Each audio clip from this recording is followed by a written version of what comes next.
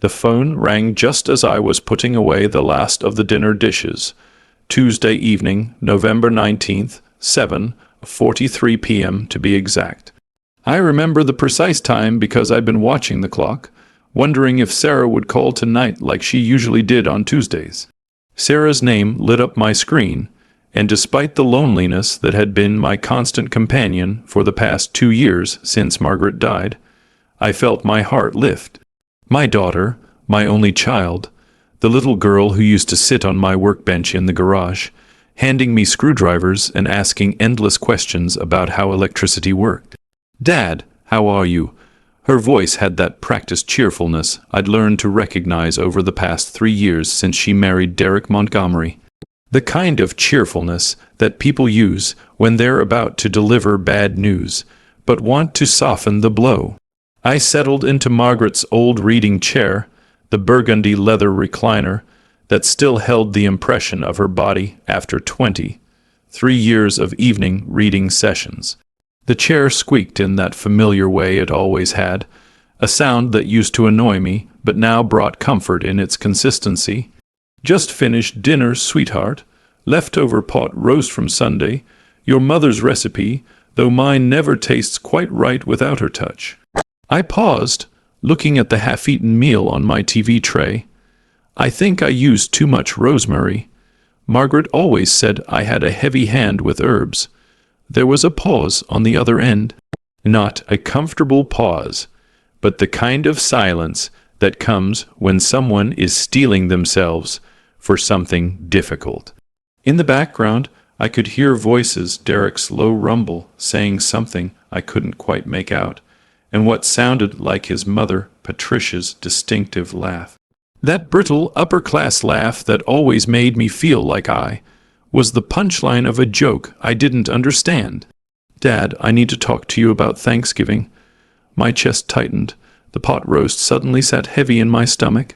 Every year since Sarah was born 34 years ago, we'd spent Thanksgiving together.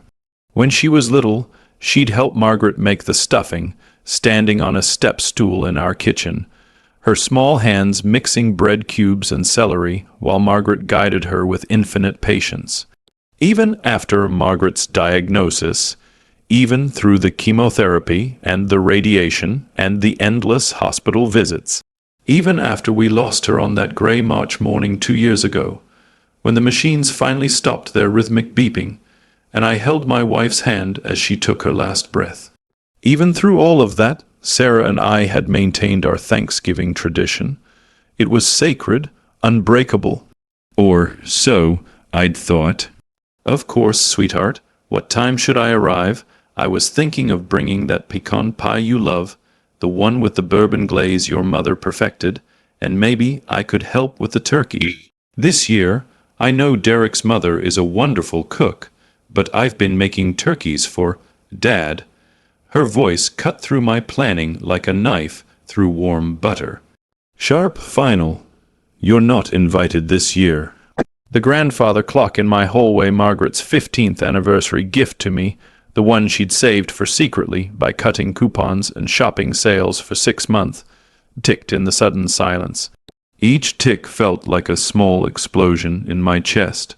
I must have misheard. The hearing in my left ear had been going for a few years now, ever since that incident on a job site when a breaker box had exploded too close to my head. Sometimes I misunderstood things.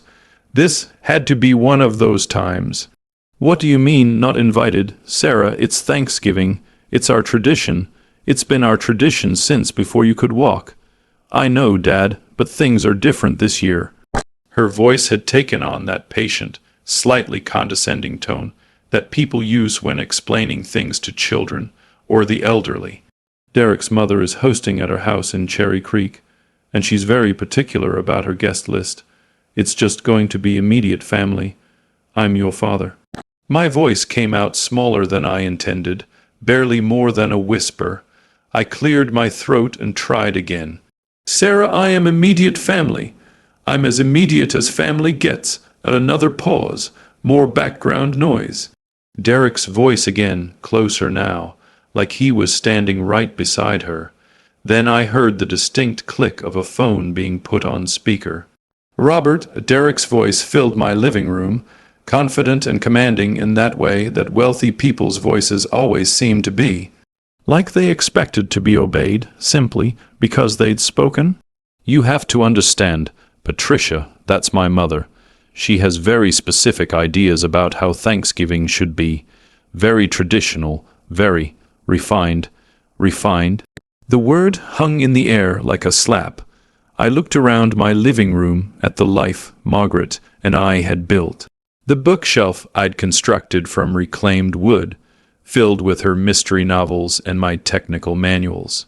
The coffee table we'd bought at a garage sale 30 years ago, and refinished together in our garage.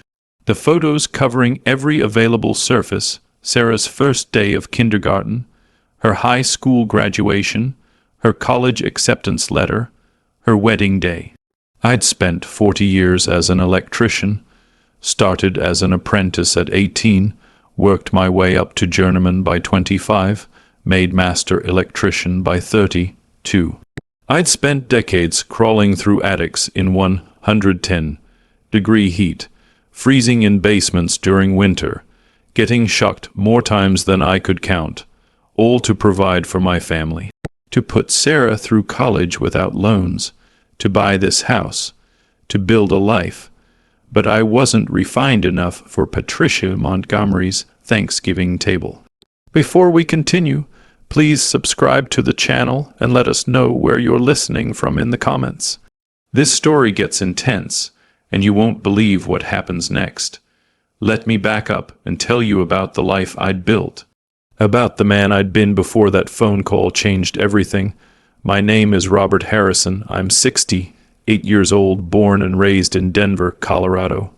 My father was a coal miner who died of black lung when I was 15.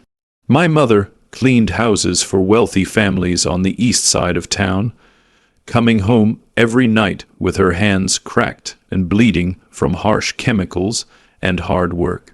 I learned early that if you wanted anything in this life, you had to work for it. Nobody was going to hand you anything. Certainly not people like the Montgomerys of the world. I met Margaret at a diner on Colfax Avenue when I was 23. She was a waitress, 19 years old, with dark hair she wore in a ponytail, and the most beautiful smile I'd ever seen.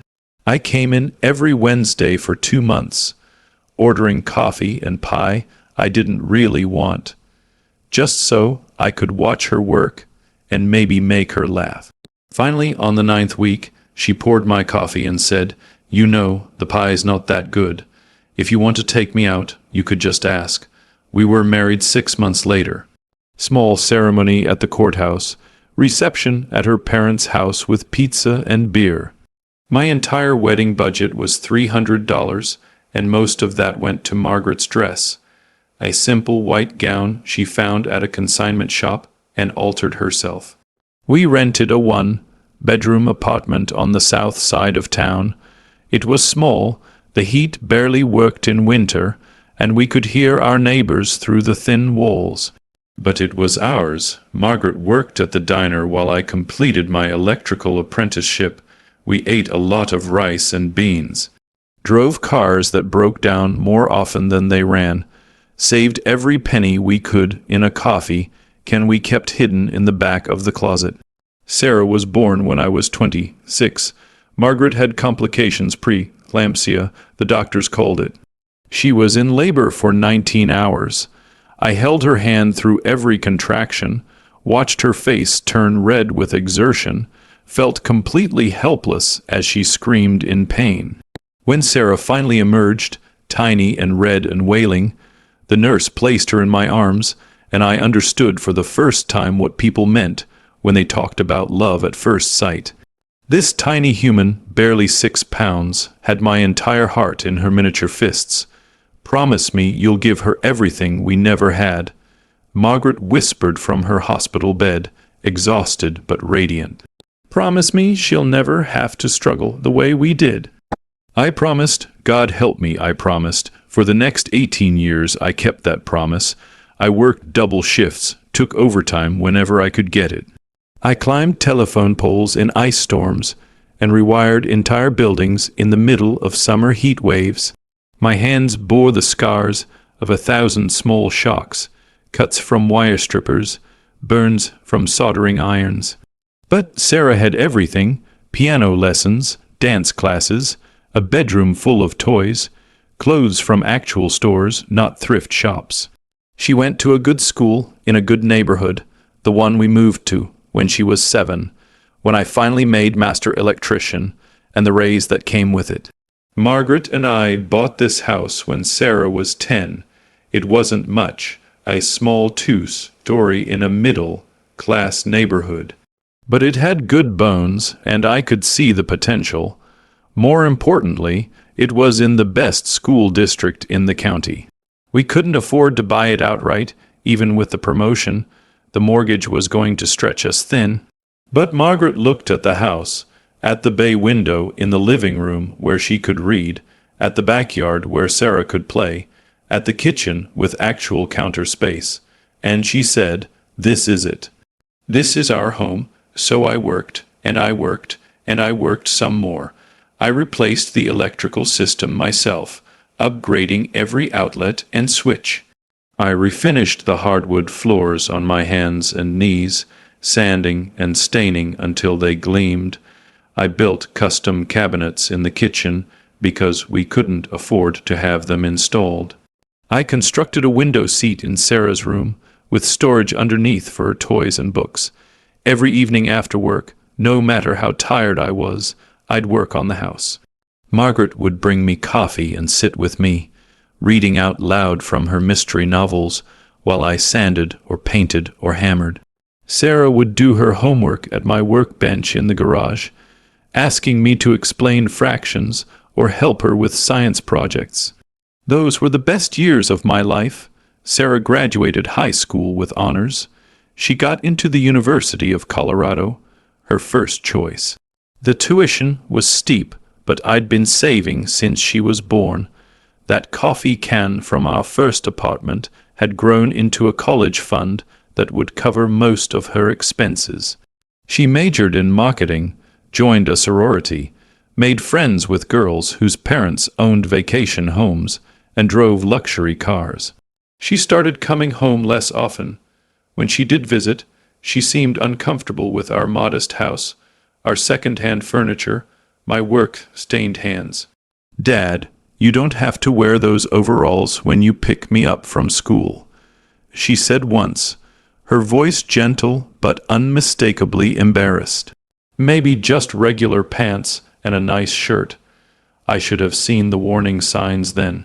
Should have recognized that my daughter was slowly being pulled into a world where people like me, people who worked with their hands, who drove pickup trucks, who didn't summer in the Hamptons, were something to be hidden away, but I didn't see it. Or maybe I saw it and chose to ignore it because I loved her too much to acknowledge what she was becoming. Sarah graduated with her marketing degree and landed a job at an advertising firm in downtown Denver. The salary was good, better than I'd been making at her age. She moved into an apartment in Low, due with 2 roommates, started wearing designer clothes and going to expensive restaurants. Then she met Derek Montgomery. Derek was a financial consultant. I never fully understood what that meant, but it apparently involved managing other people's money and charging them exorbitant fees for the privilege. He came from old money, the kind of wealth that had been in his family for generations. His mother, Patricia, was a former professor of art history at some prestigious Eastern university. His father had died 5 years earlier, leaving behind a fortune in real estate and investments. Sarah brought Derek to meet us for Sunday dinner. It was the first time in months she'd visited our house. Margaret had spent all day cooking pot roast with roasted vegetables, homemade rolls, apple pie with ice cream. Derek arrived in a BMW, wearing designer jeans and a cashmere sweater that probably cost more than my entire wardrobe. He shook my hand with a grip that was too firm, the kind of handshake that's meant to establish dominance rather than greeting. "Robert, Pleasure to meet you. Sarah's told me so much about you, but his eyes told a different story. They swept over our house with barely concealed disdain, the worn furniture, the family photos in mismatched frames, the TV from 2008 that still worked perfectly fine, so I'd never seen the need to replace it. During dinner, Derek dominated the conversation with stories about his clients, his travels, his connections. When I tried to share a story about a particularly challenging wiring job I'd completed that week, he smiled politely and changed the subject. "So Sarah tells me you're planning to retire soon?" he asked, cutting into his pot roast. "Thinking about it, maybe in 5 years or so. I've got a decent pension built up, and we've paid off the house. Should be able to live comfortably." Derek's eyebrows rose slightly. "This house is paid off. Last payment was 3 years ago. Took 23 years, but we did it." I saw something flicker in Derek's eyes. Interest, calculation. At the time, I thought he was just impressed that a working-class guy like me had managed to pay off his mortgage. Looking back, I realize he was doing the math, estimating property values, seeing dollar signs. After they left, Margaret stood at the kitchen sink washing dishes, her movements slow and methodical. She'd been diagnosed with stage 3 ovarian cancer 6 months earlier. The chemotherapy had stolen her beautiful hair and 20 pounds she couldn't afford to lose. But she refused to let it steal her spirit. "I don't like him," she said quietly. "Derek, he's fine, honey. Just nervous meeting us for the first time." "No." Margaret set down the dish she was washing and turned to look at me. Her eyes, always her most striking feature, were sharp despite her illness. "He's not nervous. He's calculating, and he's pulling Sarah away from us, away from who she really is. Sarah's a grown woman. She can make her own choices." "I know, but I'm scared of the choices she's making." Margaret picked up the dish again, scrubbing harder than necessary. "And I'm scared I won't be here to help her when she realizes her mistakes." "Don't talk like that, Robert." She turned to me again, and I saw tears in her eyes. "I'm dying. We both know it. The doctors give me maybe 2 years if I'm lucky, and I need you to promise me something." I couldn't speak. Just nodded. "Don't let Sarah take advantage of you. I know you love her. I know you'd give her anything. But sometimes love means saying no. Sometimes it means letting people face consequences. Promise me you won't let her turn you into someone she uses." "I promise. But promises are easy to make and hard to keep." Margaret died 18 months later, on a gray March morning when the snow was still falling and the world felt empty and cold. Sarah came to the funeral with Derek. She cried appropriately, accepted condolences gracefully, gave a beautiful eulogy about what a wonderful mother Margaret had been. But after the service, after everyone had left, after the last casserole had been dropped off by well-meaning neighbors, Derek pulled me aside. "Robert, we need to talk about practical matters. Margaret's life insurance, her remaining medical bills, the house. The house is paid off, and Margaret's life insurance was just enough to cover the burial and remaining medical expenses." "Yes, but going forward, this is a large house for one person. Have you thought about downsizing? The maintenance alone must be expensive. Property taxes, utilities, repairs."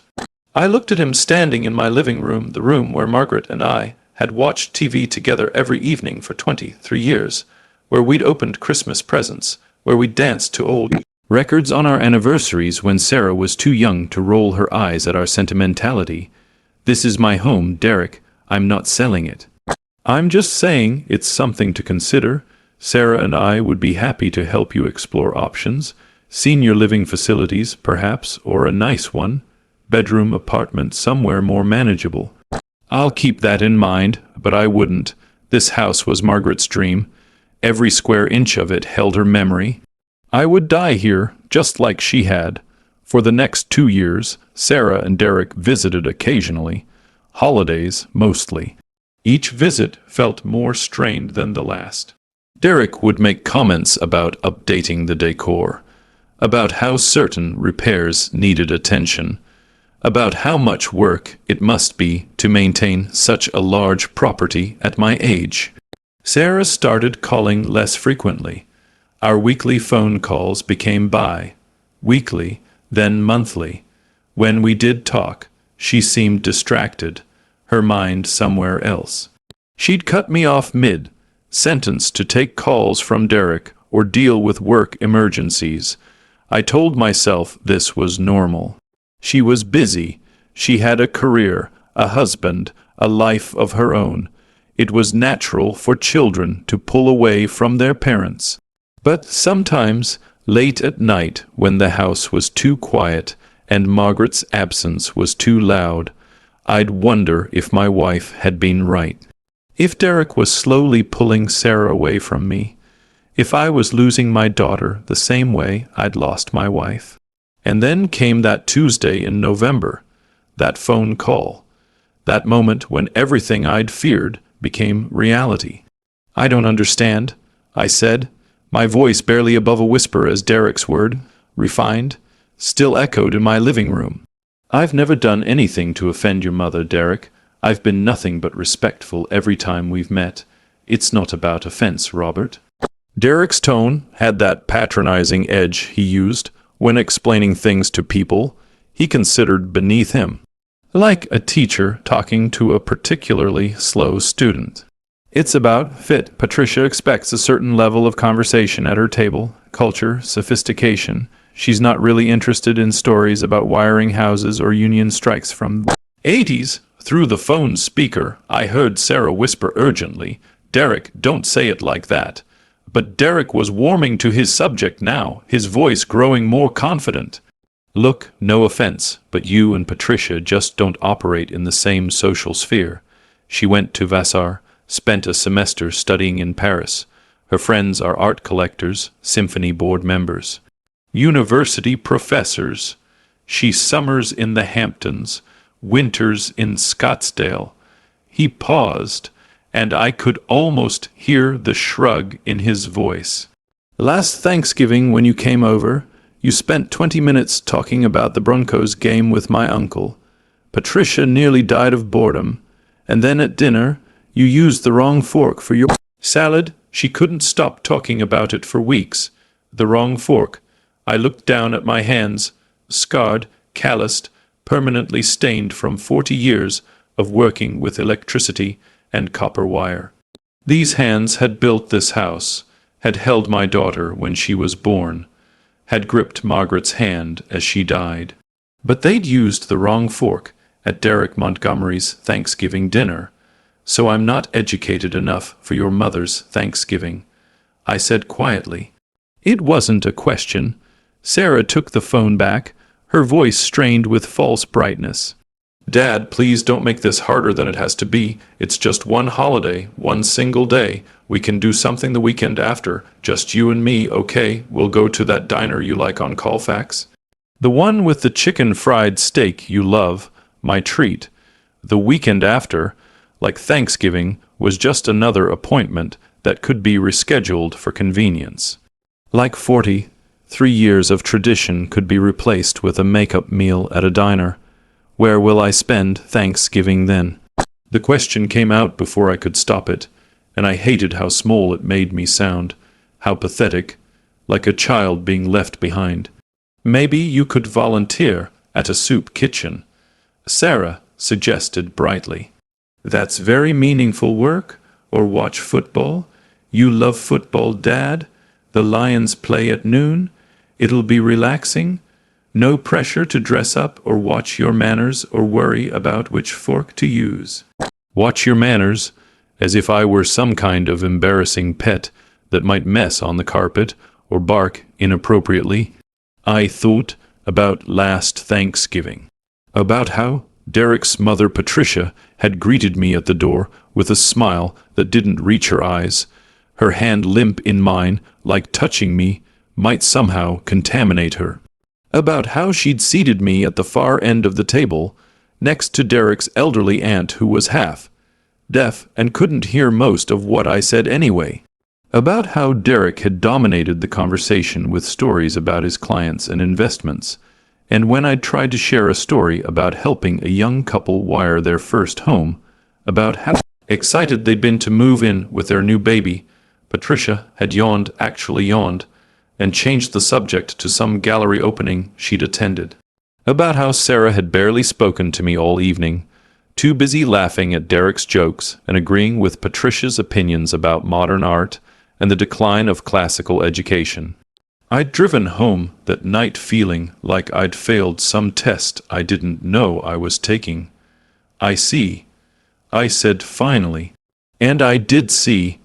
I saw exactly how my daughter and her husband viewed me, not as family, as a burden, an embarrassment, someone to be managed and excluded when convenient. "Thanks for understanding, Dad. You're the best. I knew you'd get it. Love you so much." The cheerfulness in her voice was like a knife to my chest.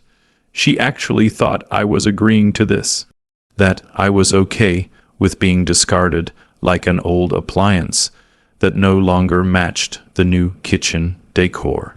"Sarah," I started, but the line went dead, or at least I thought it did. I sat there in Margaret's chair, holding my phone, staring at the blank TV screen.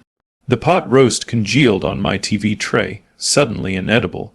The house felt emptier than it ever had, even in the worst days after Margaret's death.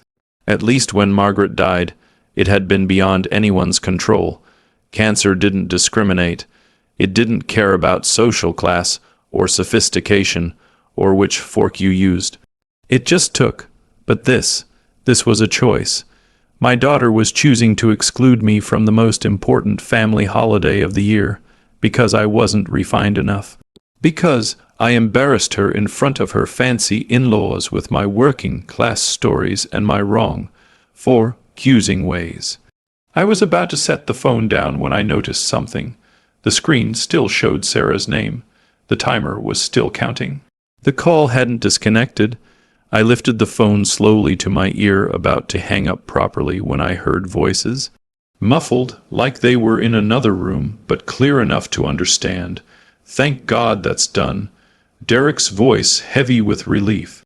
I thought the old man would put up more of a fight. My hand froze halfway to the disconnect button. "I feel terrible." Sarah's voice closer now. She must be holding the phone, not realizing the call was still active. "Did you hear his voice? He sounded so hurt, like we'd kicked his puppy. He'll get over it." Derek's voice grew clearer, like he was walking closer to Sarah. "Besides, we're doing him a favor. Can you honestly imagine your father at Mother's Thanksgiving table?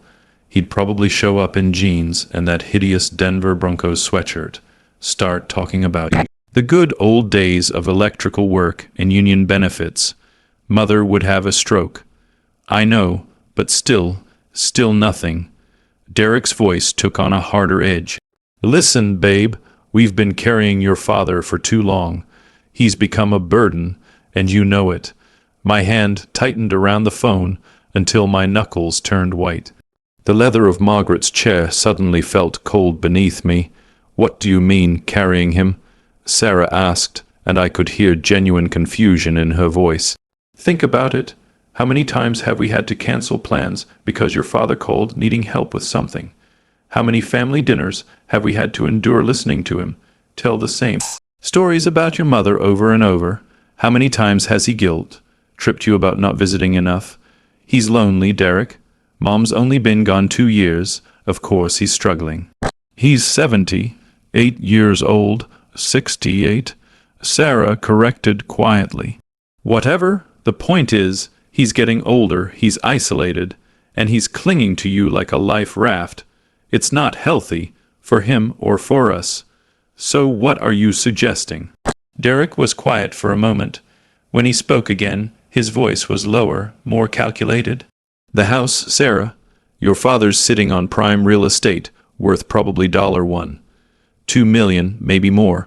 That property's in the best school district in the county, on a corner lot with mature trees. Meanwhile, we're stuck in that condo because we can't afford anything better in this market." Ice spread through my chest. I sat frozen in Margaret's chair, the phone pressed so tightly to my ear that it hurt. "What does Dad's house have to do with Thanksgiving?" Sarah asked, but I could hear the change in her voice. The shift from daughter to something else, something calculating. Derek's laugh was soft, almost affectionate. "Everything, babe, everything. Look, your father's 68 years old. How much longer is he really going to be able to maintain that place? It's a two-story house with stairs he shouldn't be climbing. The yard needs constant work. The systems are outdated. Hell, he wired most of it himself 40 years ago. It's only a matter of time before something major breaks down. He seems fine to me." "Does he think about last month when he called you, panicking because he'd forgotten to turn off the stove under his coffee pot? He said the smoke detector woke him up. What if it hadn't? What if he'd burned the house down with himself inside? That was one time, Derek. One mistake. Everyone forgets things occasionally." "It's not one time, Sarah. It's the beginning of a pattern. Classic early stage dementia. My uncle went through the exact same thing. Started with little stuff, forgetting to turn off appliances, misplacing keys, losing track of time. Within 2 years, he couldn't remember his own kids' names. By year 3, he didn't know where he was most of the time. My hands started shaking. I wanted to shout into the phone that I didn't have dementia, that forgetting to turn off a burner once in 40 years didn't mean I was losing my mind. That I'd been distracted that morning because I'd woken up from a dream about Margaret, and for 3 beautiful seconds after opening my eyes, I'd forgotten she was dead. But I didn't shout. I just listened. "You really think Dad's getting dementia?" Sarah's voice was smaller now, uncertain. And I heard the first hint of something that broke my heart: hope. She wanted to believe this because it would make what came next easier to justify. "I've seen the signs. Trust me on this. And let's be honest, babe, living alone in that big house isn't good for him anymore. He needs to be somewhere with supervision, professional care, people who can watch him, make sure he's eating properly, taking any medications, not leaving burners on." "You mean like assisted living?" "Exactly. There are plenty of nice facilities around here. We don't need anything too expensive. We don't want to waste resources he's going to need long term, but clean, safe, with nurses on staff who can monitor him. But Dad loves that house," Sarah said, and I heard the conflict in her voice. The last shred of daughterly loyalty fighting against the promise of inheritance. "He and Mom built it together. He did most of the work himself. Every room has her memory in it. He talks about it all the time. The bay window he installed so Mom could read in natural light. Kitchen cabinets he custom built. The hardwood floors they chose together, which is exactly why it's unhealthy for him to stay there."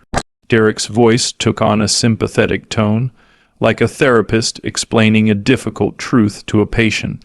"He's living in the past, Sarah, clinging to memories instead of moving forward with his life. That house is a shrine to your mother, and every day he stays there, he sinks deeper into depression and isolation. We'd be doing him a favor by helping him let go. And what happens to the house? There it was. The question that revealed everything. We sell it, obviously." Derek's voice brightened with enthusiasm. "Put your father in a decent assisted living facility, nothing fancy, but comfortable, somewhere with activities and other people his age. Then we list the property. The market in that neighborhood is insane right now. Houses are selling within days, often with multiple offers above asking price. We're talking serious money here, babe. Enough to buy that house in Boulder we looked at last month, the one with the mountain view and the 3-car garage." My daughter was quiet for a long moment. I could hear my own heartbeat pounding in my ears, counting the seconds until she would defend me. Until she would tell her husband that he was wrong, that I wasn't declining, that my house wasn't theirs to sell. The seconds stretched into minutes. "I don't know, Derek," she finally said. "It feels wrong, planning this behind his back. Close. So close to the right answer, but not quite there. We're not planning anything behind his back." Derek's voice was smooth as silk now, confident that he'd already won this argument. We're planning for his future. There's a huge difference. We're being proactive instead of reactive. Being good children means anticipating our parents' needs before they become crises. But Dad seems fine, sharp as ever. He helped me figure out that problem with my laptop last week, walked me through it over the phone like it was nothing. He's a master electrician, Sarah. Technical skills are the last thing to go with dementia. It's the judgment calls, the daily living tasks. That's where the problems show up first. And showing up, we need to act now, while he's still competent enough to make the transition smoothly. I guess you're right. No, Sarah, he's not right. I wanted to scream it, to throw the phone across the room, to drive over to their condo and shake my daughter until she saw what was happening. But I didn't move, I just listened. Of course I'm right. And that's why Thanksgiving was so important. The groundwork we're laying now will make everything easier later. What do you mean? Mother, Sarah, we need her on our side for what comes next. Your mother, what does she have to do with any of this? Derek's voice dropped to a conspiratorial whisper, like he was sharing a delicious secret. Mother has connections with the best eldercare attorneys in the state. She sits on the board of 3 different senior living facilities. She knows people who can help us navigate the legal side of things, getting power of attorney set up, transferring assets, establishing guardianship if it comes to that. Guardianship, Derek, that's an option, hopefully one we won't need, but we need to be prepared for all possibilities. The key is getting Mother's support first, and that means she needs to see your father the way we see him, not as some saintly widower who's doing his best, but as a declining elderly man who needs professional management of his affairs. That's why you didn't want him at Thanksgiving. Sarah's voice carried a note of realization, horror, or admiration. I couldn't tell. You wanted Patricia to forget about him. Out of sight, out of mind. Exactly. The less Mother sees him, the less she'll object when we start the process. Think about it. If your father came to Thanksgiving and was his usual self, telling stories about your mother, being all grandfatherly and sentimental, Mother would see him as a real person with real feelings, someone who deserves to make his own choices about his life. But he is a real person with real feelings. Of course he is, but feelings can't be the priority here, babe. We have to think practically. Your father being there would have ruined everything. He would have been exactly what Mother finds most tiresome, talking about the old days, reminiscing about his working-class roots, making everyone uncomfortable with his blue-collar nostalgia. Derek, that's... Sarah stopped, and I heard her take a shaky breath. That's really cruel when you put it that way. It's realistic. Look, I love your father. You know I do. He's a good man who worked hard his whole life. But his time has passed. He raised you, he did his job, and now it's time for him to step back and let us handle things. That house, that money, it's your inheritance, Sarah. You shouldn't have to wait until he dies to benefit from what's rightfully yours. But it's not rightfully mine. It's his house. He earned it. He earned it for you. That's what parents do. They work hard so their children can have better lives. Well, you can have a better life. You just have to be brave enough to take it. Silence, long, heavy silence. I held my breath, waiting for Sarah to tell Derek he was wrong, that I wasn't some obstacle to be removed. That she loved me more than she loved the promise of inheritance. How do we start? She asked quietly. And with those 4 words, my daughter broke my heart completely. I don't know how long I sat in Margaret's chair after the call finally disconnected. Sarah had apparently figured out the phone was still on and ended it with a muttered curse. It could have been 10 minutes, could have been an hour. Time felt meaningless in that moment. The pot roast on my TV tray had gone completely cold, gealed fat, forming a white skin on top that made my stomach turn. The grandfather clock kept ticking. Each second, a small reminder that life was moving forward, even though mine felt like it had stopped completely. My daughter thought I was declining, losing my mind, becoming a burden. My son-in-law was planning to steal my house, the house Margaret and I had built with our own hands, our own sweat, our own dreams, and call it helping me. And worst of all, Sarah was going along with it. I finally stood up, my knees protesting after sitting still for so long. My legs felt unsteady, but my mind felt clearer than it had in months, maybe years. That fog that had settled over me after Margaret's death, the grief, the loneliness, the sense that life no longer had purpose, suddenly lifted. I had a purpose now, a very specific purpose. I walked to the kitchen and dumped the pot roast in the trash. Washed the plate and fork, the correct fork, I thought bitterly, and set them in the dish rack. Then I walked to my home office, the small room at the back of the house that Margaret had insisted on. "You'll need a place for your paperwork," she'd said when we were planning the house layout. "Trust me, Robert, every house needs an office. We can't afford to waste a whole room just for filing papers," I'd argued. "It's not wasting, it's investing in organization. Besides, when Sarah gets older and needs help with homework, you'll have a proper desk to work at." As always, Margaret had been right. I flipped on the light LED bulbs I'd installed myself 3 years ago to save on electricity, and looked around the room. The desk I'd built from scrap wood, sanded smooth, and stained a rich walnut color. The filing cabinet Margaret had bought at a garage sale and painted a cheerful yellow. The corkboard on the wall, covered with photos of Sarah through the years. I pulled open the bottom drawer of the filing cabinet and took out the thick manila folder I kept there. 23 years of financial records I'd never thrown away because Margaret always said, "You never know when you might need them." The deed to the house was on top. Robert and Margaret Harrison, purchased May 15, 2001, $178,000. The original mortgage papers showing our monthly payment of $1,247. The refinancing documents from 2010, when interest rates dropped and we could afford to pay more each month. The final payment receipt from October 2018, paid in full. 6 years of scrimping and saving to scrape together that down payment. 23 years of mortgage payments that sometimes meant eating beans and rice for weeks at a time.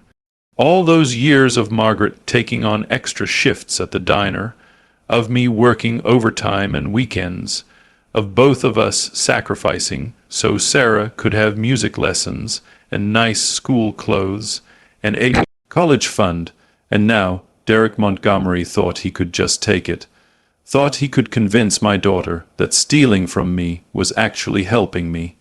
I pulled out more documents, the bank statements showing my pension deposits $2,847 per month from the Electrical Workers Union, my Social Security statements showing $1,923 per month, the small investment account Margaret and I had built up over the years, now sitting at $87,000. Not a fortune, but enough to live on comfortably, especially with the house paid off.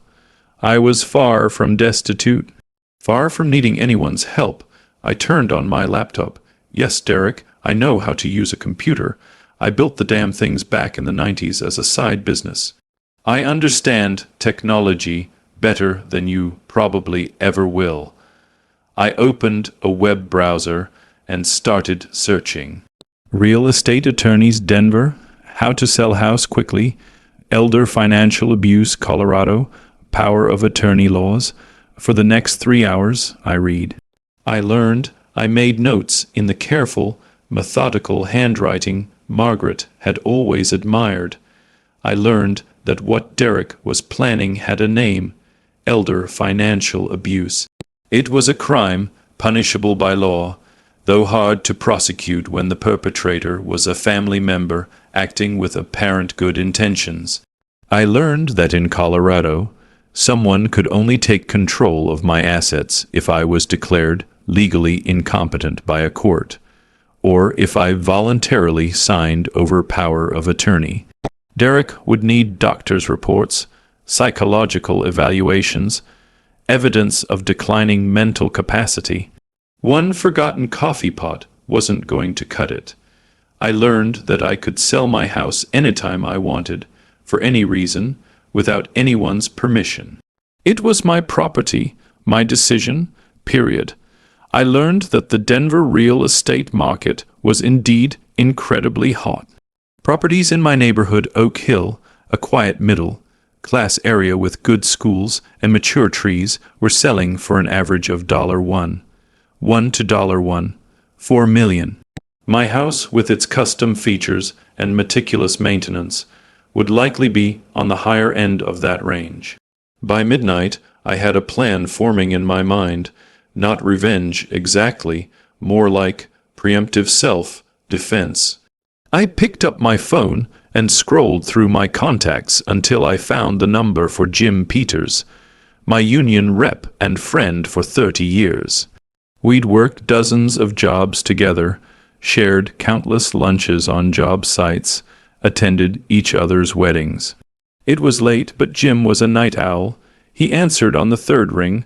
"Rob, that you? What's wrong? How do you know something's wrong?" "Because you haven't called me at midnight since Margaret died, and you couldn't sleep. What happened?" I told him everything. The phone call, the overheard conversation, Derek's plans, Sarah's complicity. Jim listened without interrupting, which was unlike him. He was usually quick with jokes and commentary. When I finished, there was a long silence. "Son of a bitch," Jim finally said. "That rich asshole is trying to steal your house." "Technically, he's trying to get Sarah to steal it, or convince her it's not stealing. It's stealing, Rob, and it's low, real low, even for a guy who wears cashmere sweaters." Despite everything, I smiled slightly. Jim had met Derek exactly once, at Sarah's wedding, and had instantly disliked him. "Too pretty," he'd said. "Don't trust a man who spends more time on his hair than his wife does." "I need a lawyer, Jim, a real shark. Someone who can help me sell this house before they have a chance to stop me. You're really going to sell it, Rob. That's your home. Yours and Margaret's." It stopped being home the second my daughter agreed to take it from me. My voice cracked slightly. "I can't live here knowing she's just waiting for me to decline enough that she can justify stealing it." Okay, let me think." I heard Jim moving around, probably walking to his office. "You remember Tom Morrison? He left the union about 10 years back, went to law school. Vaguely. Tall guy, always ate tuna sandwiches." "That's him. He's a real estate attorney now. Good one, too. Specializes in quick sales, estate stuff, eldercare legal issues. Exactly what you need. Can you get me his number?" "Better. I'll call him tonight, give him the heads up. He owes me a favor. I helped his kid get into the apprentice program last year. You call him first thing tomorrow morning. He'll take care of you." "Thanks, Jim. Rob." Jim's voice softened. "I'm sorry, man. I'm sorry your kid turned out like this. She used to be such a sweet little girl. Remember when she was about 6, and she brought you that Father's Day card she'd made, with the drawing of you in your work belt, and she'd written 'My daddy fixes everything.' I did remember. I still had that card, actually, in a box in my closet with all Sarah's childhood artwork and school papers. 'My daddy fixes everything,' written in careful 6. Your old handwriting, with a drawing of me that was mostly stick figure, but with loving detail on the tool belt. People change, Jim. Yeah, sometimes not for the better, but you know what? You're about to teach your daughter a valuable lesson about underestimating her old man." After we hung up, I sat in my office for a while longer, looking at the photos on my corkboard. Sarah at 5, missing her 2 front teeth, grinning at the camera. Sarah at 10, in her soccer uniform, holding a trophy. Sarah at 18, in her high school graduation gown, hugging me tight. Sarah at 30, on her wedding day, beautiful in her white dress, standing next to Derek with his perfect hair and his calculating eyes. When had it gone wrong? At what point had my daughter stopped being the girl who thought her daddy could fix everything and became a woman who thought her daddy was a burden to be managed? I pulled down the wedding photo and looked at it closely. Sarah's smile was radiant, genuine, but Derek's smile was different, satisfied, like he'd won something. I put the photo face down on my desk and turned off the light. Tomorrow, I would call Tom Morrison. Tomorrow, I would start the process of selling the house that Margaret and I had built with love and sacrifice. Tomorrow, I would take control of my own life before anyone else could take it from me. But tonight, I needed to sleep. Or at least try to. I walked upstairs to my bedroom, the master bedroom, where Margaret and I had slept together for 23 years, where she died holding my hand, where I'd spent countless sleepless nights after her death wondering how to keep living without her. I lay down on my side of the bed. Margaret's side was still untouched.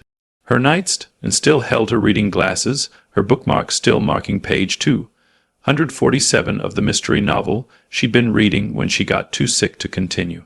"I'm sorry, honey," I said aloud to the empty room. "I know you love this house, but I can't keep it anymore, not like this, not when it's turned into a prize they're waiting to claim." The room was silent. No response from the dead wife I still talked to sometimes when the loneliness got too heavy. But I could almost hear her voice in my head, saying what she'd said so many times when she was alive. "Do what you have to do, Robert. Protect yourself. Don't let anyone take advantage of you, not even our daughter." I closed my eyes and somehow fell asleep. I woke at 6 a.m., the way I'd been waking at 6 a.m. for 40 years of working construction.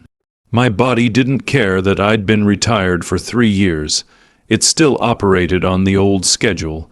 I made coffee in the pot that I'd absolutely turned off the night before.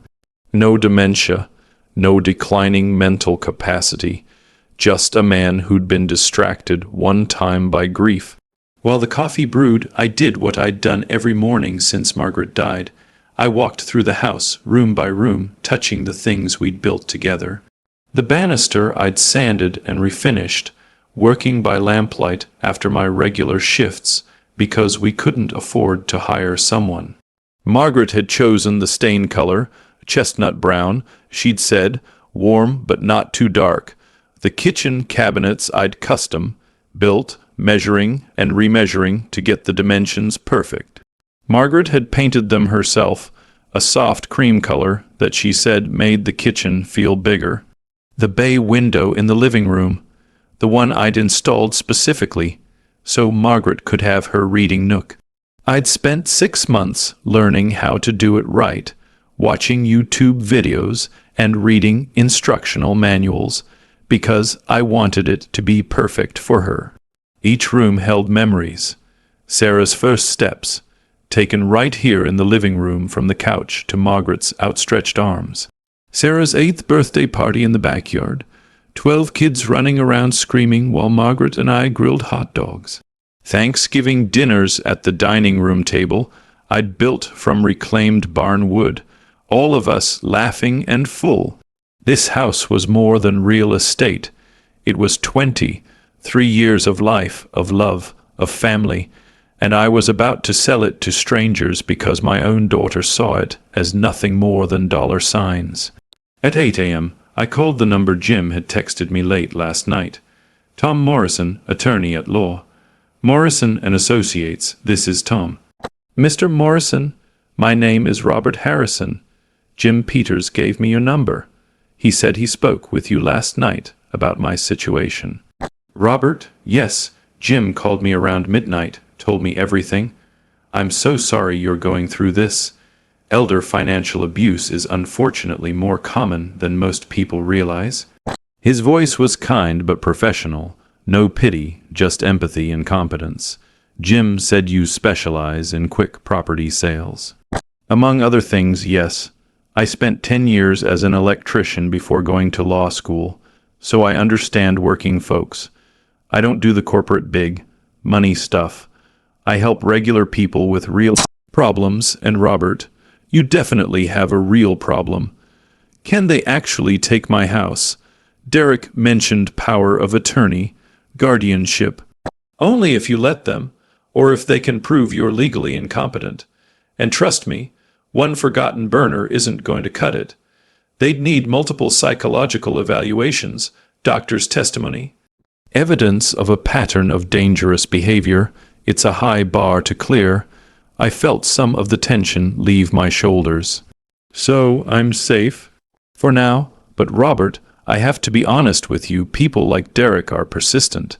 He'll start documenting every little thing. Every time you forget a word or misplace your keys, he'll probably try to get you to sign things without reading them carefully. He'll push and push until he finds a weak spot. So what do I do? You do exactly what you're doing. Take control of the situation before he can. If you want to sell your house, that's entirely your decision, your property, your choice. No one can stop you. How quickly can it happen? That depends on several factors. But in Denver's current market, if you're willing to accept a fair price and use a cash buyer, we could have you closed and funded in 2 weeks, maybe less. 2 weeks, 14 days to dismantle a life.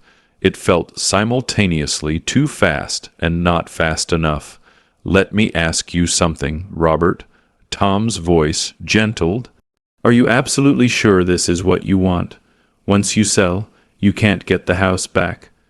Those memories you're protecting, they'll belong to someone else.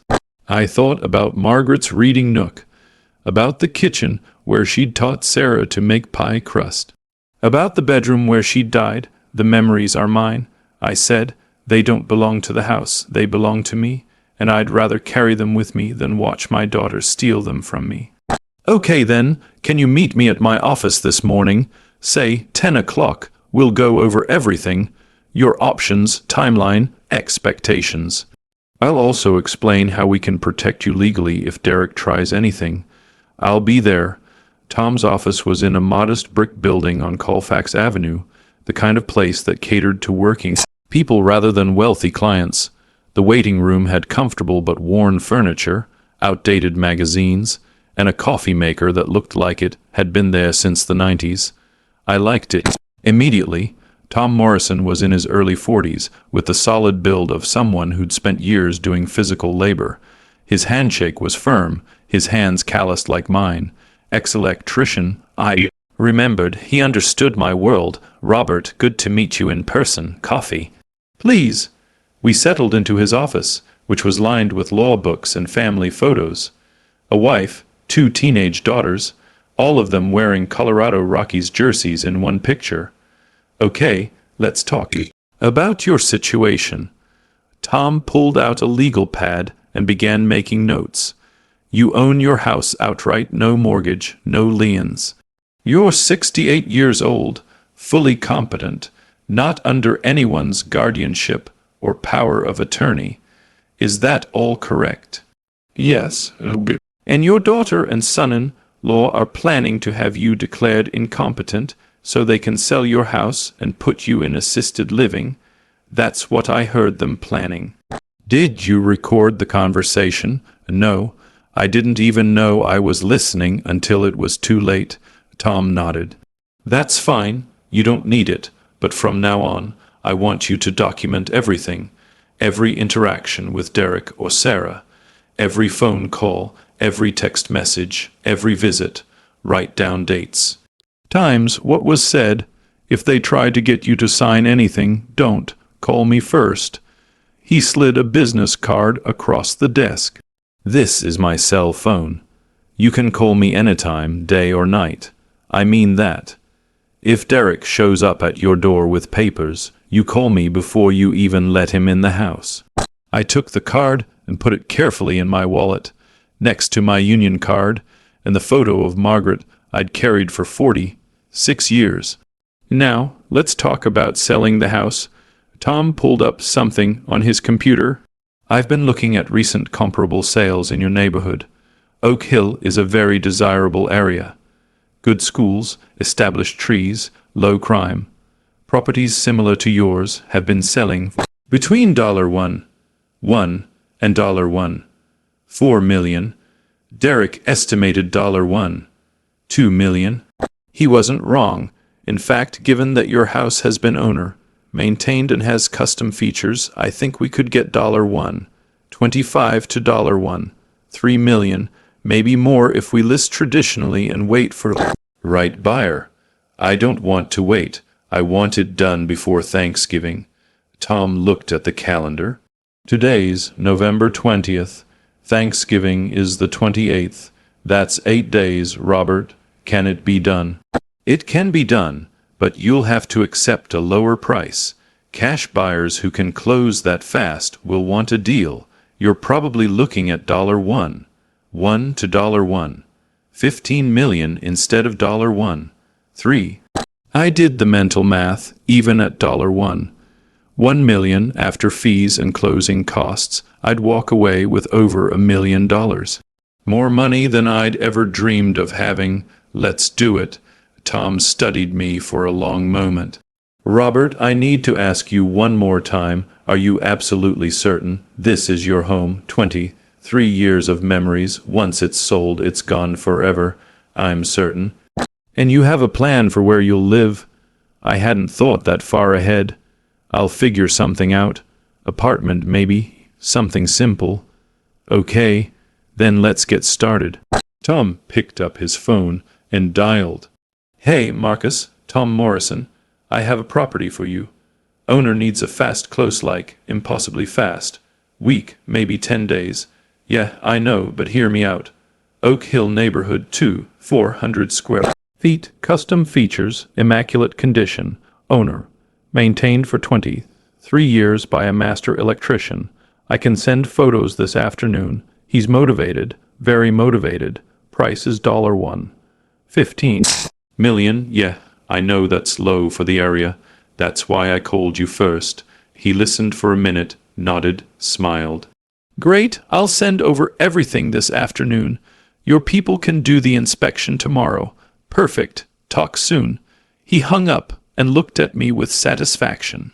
Marcus Chen, real estate investor who specializes in quick closings. He pays cash, doesn't quibble over minor repairs, and can close in 7 to 10 days. If he likes what he sees in the photos and inspection, you could have this done by next Monday. My head was spinning. Monday, in 8 days, my house would belong to someone else. What do I need to do? Go home, take detailed photos of every room. I'll email you a list of specific shots I need. Gather all your property documents, deed, tax records, disclosure forms. Make a list of everything that needs to be disclosed to the buyer, any past repairs, any issues with the house, anything that might affect value. And Robert, yes, be honest about everything. Marcus is fair, but if he finds out you hid something, he'll walk away and you'll lose your tight timeline. Better to disclose issues up front. I nodded. There weren't any issues. I'd maintained this house like my life depended on it. Because in a way, it had. It was Margaret's dream, and I'd promised to keep it perfect for her. One more thing? Tom's expression grew serious. Once you sign the purchase agreement, there's no backing out without financial penalties. Marcus will have earnest money tied up, inspection costs, attorney's fees. If you get cold feet at the last minute and decide you can't go through with it, you'll owe him money, a lot of money. I won't get cold feet. People say that. Then they walk through their house one last time, remembering Christmas mornings and birthday parties, and suddenly they can't do it. I've already done that walk this morning. I've said my goodbyes.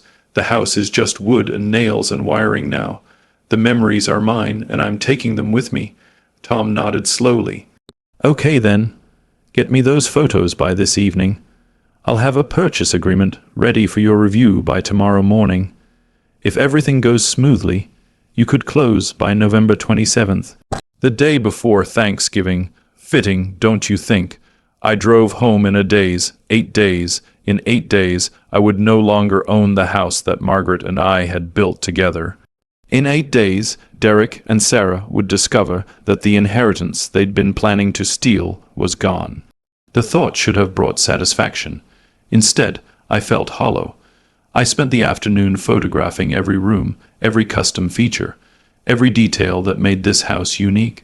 The built-in bookshelves in the living room, the kitchen cabinets with their hand-carved pulls, the bay window with its cushioned seat, the hardwood floors I'd laid myself. Each board fitted perfectly to the next. I photographed Margaret's reading nook with its view of the backyard garden, the dining room with the table I'd built from reclaimed barnwood, Sarah's old bedroom still painted the lavender color she'd chosen at age 13. Each photo felt like a small goodbye. By evening, I'd sent Tom Morrison over 100 photos, along with detailed descriptions of every upgrade, every repair, every modification I'd made over 23 years. My phone rang while I was making dinner. Sarah's name appeared on the screen. I hesitated, wanted to ignore it. But I answered, "Hi, sweetheart. Dad, I was so worried when you didn't answer yesterday. Are you okay? You're not upset about Thanksgiving, are you?" Her voice was so cheerful, so unconcerned. Like she hadn't spent the previous evening planning to steal my house. Like she genuinely believed I was too stupid or too senile to understand what was happening. "I'm fine, Sarah, just been busy. Busy doing what? Oh, you know, this and that, paperwork, mostly legal stuff." There was a pause. "Legal stuff? What kind of legal stuff?" "Just updating some documents, making sure everything's in order." "Dad, that's actually perfect timing." Her voice brightened with false enthusiasm. "Derek and I have been talking, and we think it would be really smart for you to update your estate planning. You know, make sure everything's current, that all your documents are legal and binding." "Is that so?" "Yeah, and Derek knows this amazing attorney who specializes in eldercare law. He could help you with everything: wills, power of attorney, healthcare directives." "Derek says it's really important to have all that stuff in place, just in case." "Just in case I declined enough that they could take over. Actually, Sarah, I've already found my own attorney. Tom Morrison. He's helping me with everything." "Tom Morrison? I've never heard of him." "Dad, you really should use someone Derek recommends. Someone who specializes in this kind of thing." "Tom specializes exactly in this kind of thing. He's very good, very thorough." "But Dad..." "Sarah, I appreciate your concern, but I can handle my own legal affairs." "Is there anything else?" She was quiet for a moment. I could almost hear the wheels turning, hear her wondering if she should push harder or back off. "No, I guess not.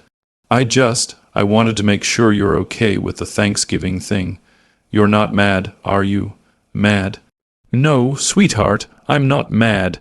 I was devastated, heartbroken, betrayed, but not mad. Oh, good. I was so worried." "So we'll definitely get together the weekend after, okay? Just you and me. We'll see. I might be busy that weekend." "Busy? Doing what?" "Moving, probably." Another pause, longer this time. "Moving? Dad, what are you talking about?" "Just thinking about downsizing. You and Derek are right. This house is too big for one person." "I'm looking at some options." I heard muffled conversation in the background, Sarah covering the phone, talking to someone. "Derek, obviously." "Dad, that's great. I mean, if you think that's what's best. Where are you thinking of moving?" "Not sure yet.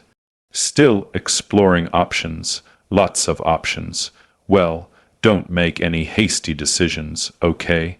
Let Derek and me help you look at places. We know the market really well, and we could help you find something perfect. I'll keep that in mind." "Listen, Sarah, I need to go. Dinner's burning." "Okay. Love you, Dad." "Love you too." I hung up and looked at the phone in my hand. My daughter, my little girl, the child I'd worked myself to exhaustion for, sacrificed everything for, loved more than life itself. And she was waiting for me to decline so she could take what I'd built. I'd loved her too much, given her too much, protected her from consequences and hardship and disappointment, and in doing so, I'd created someone who thought the world owed her things, who thought her father's house was her inheritance to claim whenever convenient. Margaret had tried to warn me, don't give her so much that she forgets to be grateful, she'd said. Make her appreciate what she has. But I hadn't listened, and now here I was, about to sell my home to strangers because my own daughter was planning to steal it. From me, tomorrow, Tom Morrison would send over the purchase agreement. Tomorrow, this would all become real. Tonight, I walked through the house one more time, saying goodbye to 3 years of memories. Tomorrow, I would start planning my new life, a life without the burden of being someone else's inheritance. The purchase agreement arrived at 9 a.m. the next morning, November 21st. Tom Morrison had attached a detailed email explaining every section, every clause, every potential issue. The buyer was Marcus Chen, operating through his investment company, Colorado Property Solutions. The purchase price was $1. $15 million, cash, no financing contingency. Closing date, November 27th, 3 p.m. Property to be sold as is, with right to inspect but no repair obligations. Earnest money deposit $50,000, non-refundable if I backed out after the inspection period. My finger hovered over the sign here button. Once I clicked it, there was no going back. This would be real. I thought about Margaret, about the day we'd first walked through this house with our real estate agent, 23 years ago. It had been empty then, just bare walls and old carpet, and a kitchen that looked like it hadn't been updated since the 70s. It needs work, the agent had said apologetically. A lot of work. It's perfect, Margaret had whispered, squeezing my hand. We can make it perfect, and we'd made it perfect. I clicked the button, signed electronically, sent it back to Tom Morrison. My phone rang immediately. Robert, I just got your signature. You're sure about this? I'm sure. Okay.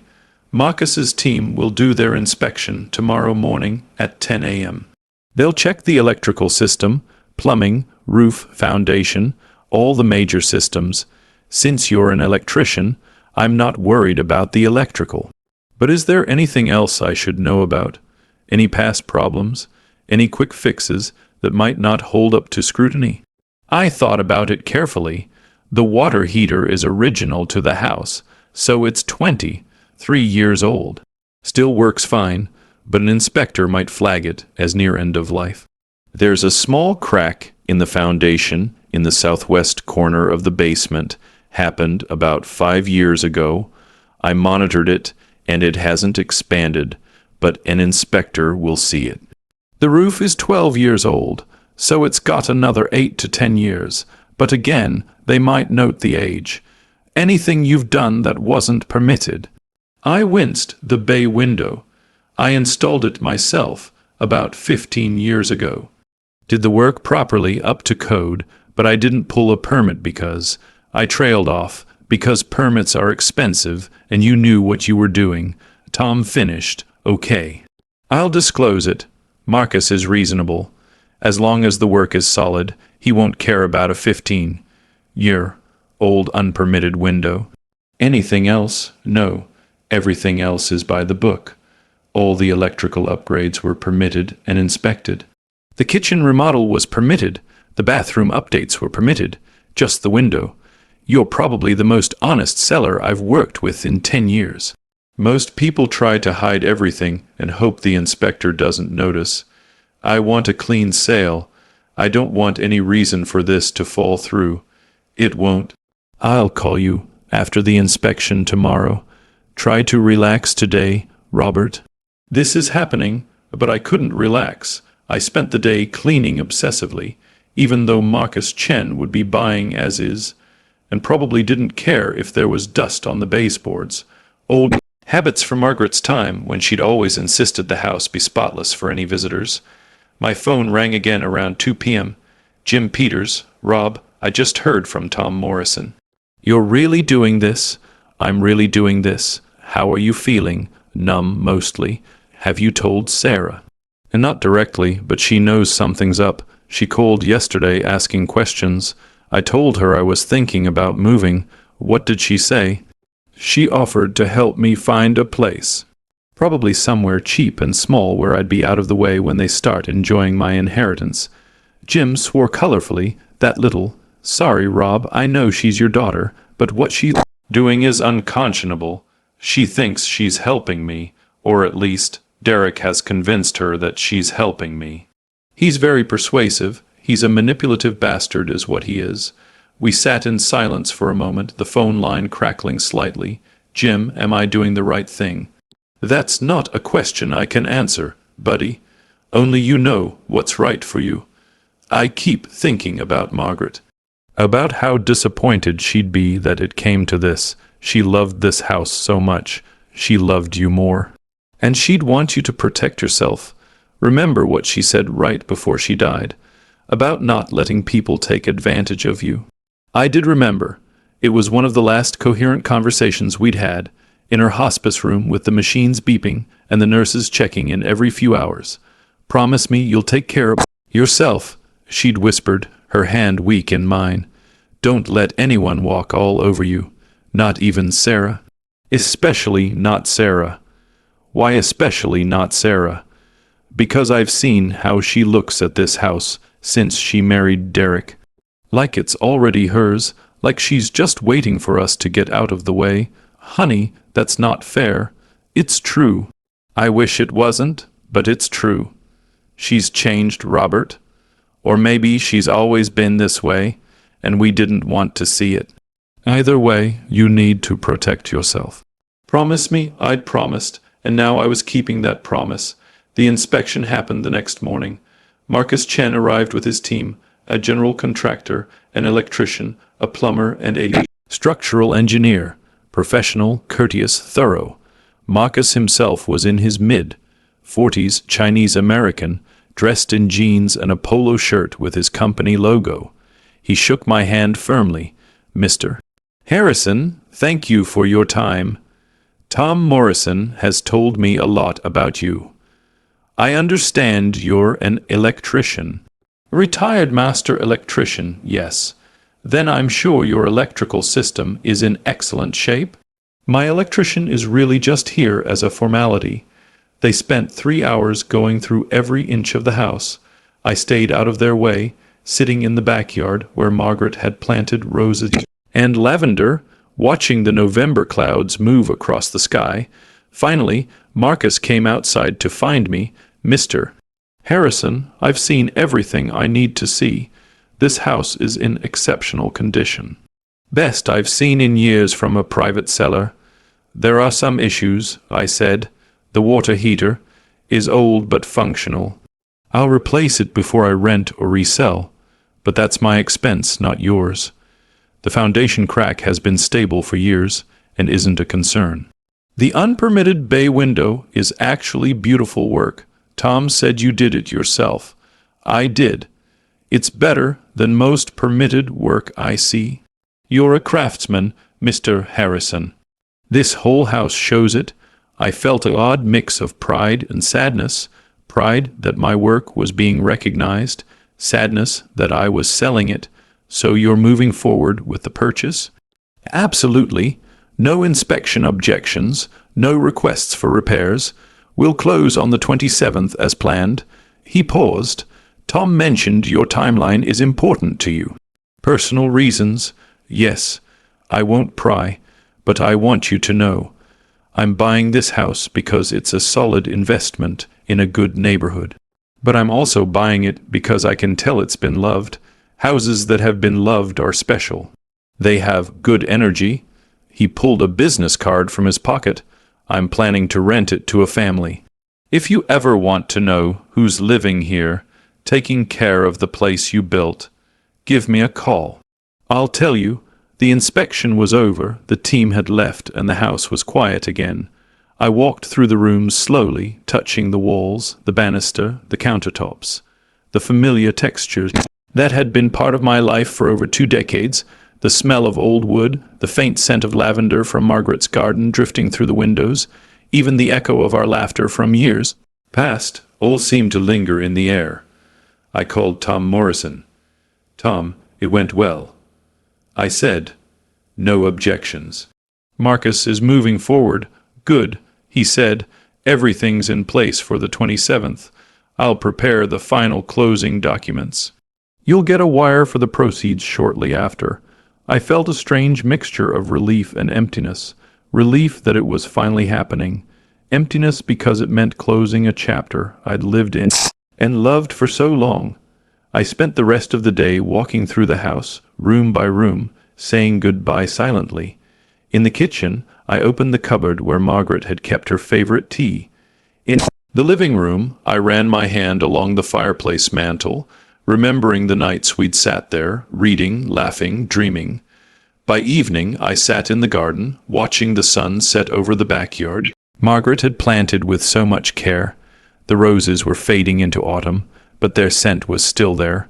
A reminder that love and care leave traces that outlast us. My phone buzzed. It was Jim.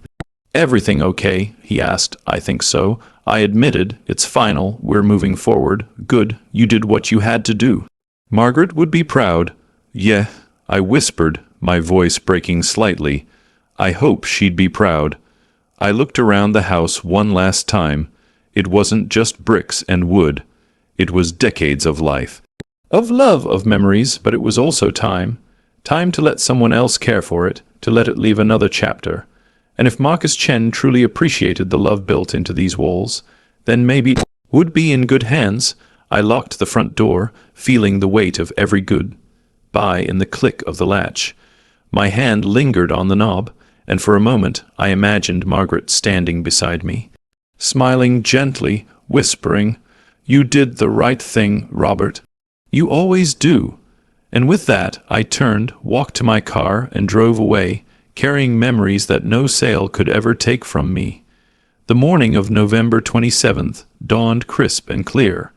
I arrived at the house early, the driveway still wet from overnight frost.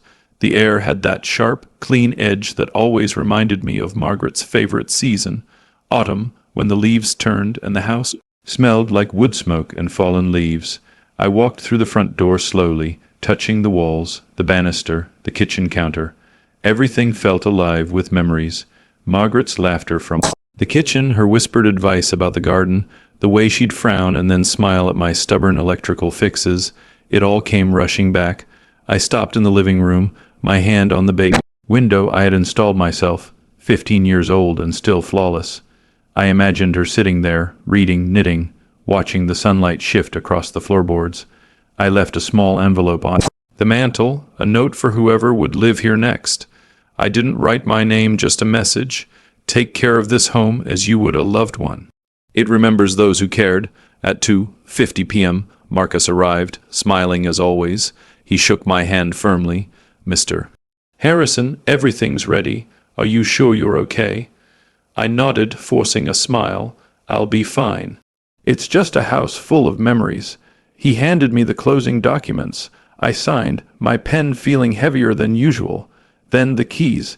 My hands lingered on them for a moment. "You've done an incredible job with this place," Marcus said. "It's rare to see such care and pride. I'll make sure it stays that way." I swallowed hard. "Thank you, Marcus. That means more than you know." Just then, Sarah appeared in the doorway, Derek nowhere in sight. Her expression was unreadable. I braced myself. "Dad," she said softly, I know you think I was being selfish." I looked at her, feeling the tension in my chest. "I do, but I also remember Margaret's words. She wanted me to protect myself, and I had to." Her eyes shimmered with unshed tears.